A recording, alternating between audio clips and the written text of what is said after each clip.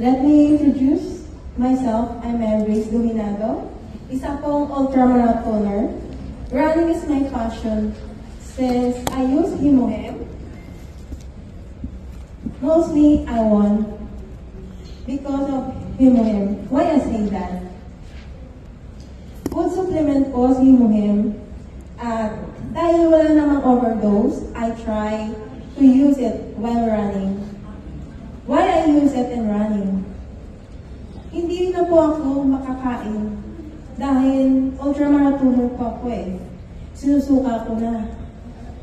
Yung recovery ko mabilis at hindi na rin ako nagka-cramps. Umpisa pa gawin ko ito dahil tested and proven ko na. Nag-wonder sila. Bakit paano ko natapos yung 160 km na hindi naman ako nagka-cramps? Wow. Tapos top 2 pa ako overall. Top 2. So kami na-qualify. Pero isa po ako doon sa nakuha ko yung top 2 overall. At ako na rin po yung bagong course record holder na sa ngayon. Wow! Dahil nag-wonder sila, ayun, sinare ko na. Iyan lang.